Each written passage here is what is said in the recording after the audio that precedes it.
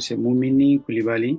Je suis malien, actuellement en Chine pour les études. Je suis pratiquant des arts martiaux, précisément le Kung Fu chinois. Ma carrière en grande partie se consacre au Kung Fu Wushu. Donc, j'ai fait la compétition dans d'autres disciplines telles que le kickboxing, telles que le karaté japonais. Donc, mais ma carrière en grande partie se focalise sur le Kung Fu Wushu. Donc, les compétitions que j'ai eu à faire au Mali, ça c'était également en Sanda, depuis le niveau communal dans mon quartier et jusqu'au niveau du district de Bamako, jusqu'au niveau national. Et j'étais dans l'équipe nationale du Mali jusqu'à mon arrivée en Chine. Le wushu, c'est pas seulement le pied et les poings, c'est-à-dire la boxe, mais c'est une culture, c'est une philosophie. Il faut d'abord avoir un esprit ouvert, il faut être sympa. Ton adversaire n'est pas un ennemi, c'est un partenaire qui t'accompagne pour que tu puisses atteindre ton objectif. Ma passion pour les arts martiaux, ça a commencé depuis très petit. À travers les films d'action chinois, précisément et les films de Jackie Chan, de Bruce Lee et d'autres acteurs chinois. À partir de cela, j'ai été beaucoup inspiré et du coup, j'ai eu la chance de rencontrer un frère depuis le village. Donc, et le frère m'a introduit dans le Kung Fu avec des mouvements assez simples. Et après, quand je suis parti dans la capitale, c'est-à-dire à Bamako, donc j'ai eu la chance d'aller m'entraîner avec des amis proches de mon domicile depuis à bas âge.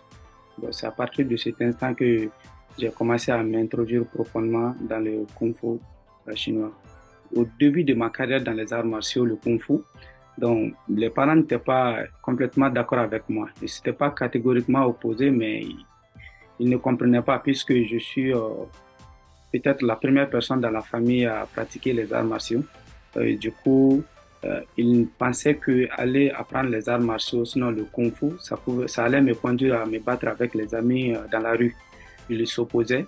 Et précisément, mon grand frère, il n'appréciait pas du tout, jusqu'à ce qu'il disait, donc s'il faut aller pratiquer, donc il faut les frais de mensualité, il faut les faire toi seul, donc je ne vais pas t'accompagner. Je dis, il n'y a pas de problème.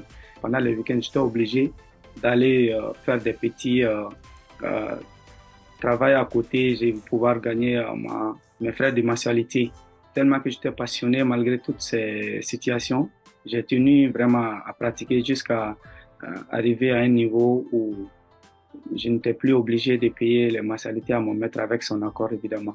Depuis mon arrivée en Chine ici, j'ai constaté qu'à travers le wushu, j'ai eu aussi à faire beaucoup d'amis parmi les amis étudiants, voilà, les proches qui sont dans le domaine du wushu. Donc, ça permet évidemment de s'intégrer immédiatement dans la société. Aujourd'hui, nous avons eu la chance de venir en Chine. D'abord, la raison première, d'abord, ça, c'est la bonne relation que la Chine et mon pays entretiennent. Et la Chine, pas seulement mon pays, l'Afrique entretient. Donc tout cela donne la chance à beaucoup d'étudiants, à beaucoup d'hommes d'affaires de venir en Chine, de faire voilà, de faire le business qu'ils veulent faire.